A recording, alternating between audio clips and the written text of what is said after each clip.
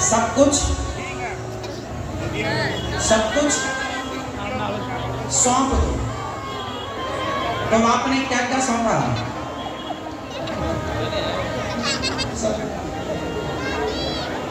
तो आप टेंशन करती हो, ये चिंताएं रहती हैं आपको। समर्पण का मतलब यह है, समर्पण की परिभाषा यह है कि फिर समर्पण के बाद फिर हम ये ना माने कि ये हमारा है, सदा यही भाव हो कि सब कुछ भगवान का है, हमारा तो हमारे तो भगवान है, मेरे तो गिरधर गोपाल, दूसरों ना कोई, सब निकाल ये हमारे। अच्छा, समर्पण का उदाहरण कौन है? कौन बताएगा? समर्पण का यदि उदाहरण इस संसार में देखना हो तो कहाँ मिलेगा? देखिए,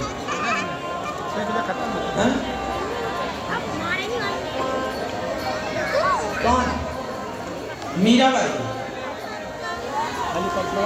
नहीं, मैं ऐसे उदाहरण की बात करता हूँ जिससे आप लोग अभी अपनी आंखों से देख सकते हैं। मीराबाई तो ऑलरेडी हैं, उनमें कोई संदेह नहीं कि उनके समर्पण में कोई कमी थी ना।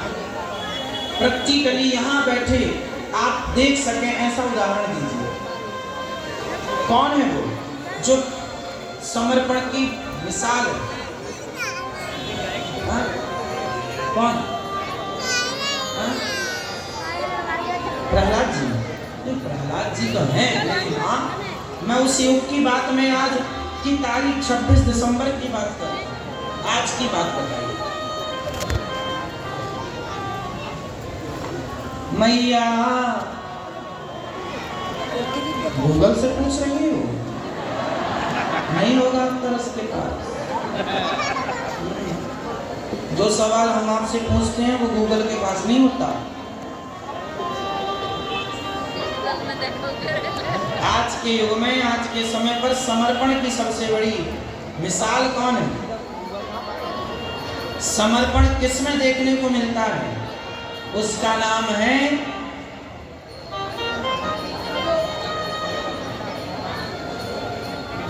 पत्नी। उसका नाम है पत्नी।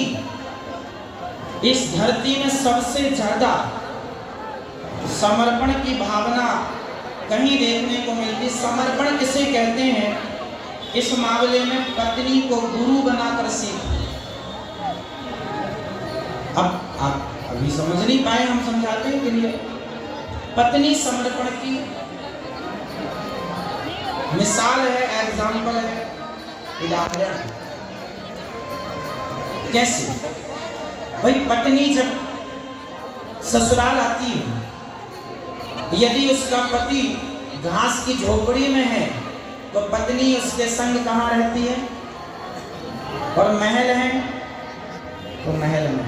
यदि वह नमक रोटी खाता है तो पत्नी क्या खाती है उसके साथ? और 56 भोग खाता है तो पति का सुख पत्नी का सुख बन जाता है, और पति का दुख पत्नी का दुख बन जाता है। एक स्त्री जो कल तक उस आदमी को जानती नहीं थी, आज उसके संग जी रही, आज उसके संग वो घास की झोपड़ी पर है। भले अपने बाप के यहाँ वह महल अटारियों में रहा करती रही हो, पर पति यदि झोपड़ी में है। मैं एक सच्ची पत्नी की बात कर रहा हूँ। अब सच्ची पत्नी की परिभाषा भी अभी अलग हो जाएगी। उन पत्नियों की नहीं जो पति को छोड़कर चली जाए, मैं मायके चली जाऊंगी तुम देखते रहो, उन पत्नियों की बात नहीं कर रहा हूँ। जो सच्ची अर्धांगिनी होगी, पतिव्रता नारी होती है, वह पति में ऐसा समर्पण करती है कि माता सीता की तरह पति जंगल में है तो जंगल में, नंगे पांव है तो नंगे पांव। जो पत्नी पति में समर्पण कर देती है, आपका सुख हमारा सुख, आपका दुख हमारा दुख, गर्भ हमारा, पर इस गर्भ में बेटा आपका, नाम उसका आप रखेंगे, वह आपकी जाति का, आपके गोत्र का होगा। लड़की का समर्पण देखो, वह लड़की के, जब लड़की आप अपने बाप के घर में थी तो आपका गोत्र आपका नाम अलग था, आपका पहनावा अलग था, लेकिन शादी के बाद आपका नाम बदल गया। समर्पण का मतलब ये है अपने को मिटा देना और अपनी पहचान खोकर तेरी पहचान ही अब मेरी पहचान है। इससे बड़ा और क्या उदाहरण है? पति के नाम में उसने अपने नाम को मिला दिया। वो जो पति है वो हो गई गोत्र पति का, नाम पति का जो दिया गया ससुराल में नाम, उस नाम को एक्सेप्ट कर लिया, स्वीकार कर लिया। गर्भ मेरा, बेटा तुम्हारा, माथा मेरा, सिंदूर तुम्हारे नाम का, हाथ मेरा, मेहंदी तुम्हारे नाम की, गला मेरा, मंगलसूत्र तुम्हारे नाम का, पाँव में माहौर मेरा, लालिमा तुम्हारे नाम की। और क्या कहें साहब, यदि पति किसी पत्नी को छोड़कर चला गया भगवान के घर, तो उसके नाम की चूड़ियां तोड़कर उसके यादों में जिंदगी गुजार लेती है और उसके अतिरिक्त किसी दूसरे मर्द को देखती नहीं है। इससे बड़ा समर्पण और कहाँ होगा एक स्त्री का। तो समर्पण जैसे कि स्त्री का एक पुरुष में होता है, मीन्स पति में, बस वही समर्पण यदि भक्त का भगवान में हो जाए कि मैं नहीं, मैं आप में मिलकर आप हो गया। समर्पण इसका नाम, समर्पण। पति मर गया तो पत्नी उसकी यादों में जैसे तैसे जिंदगी गुजारेगी।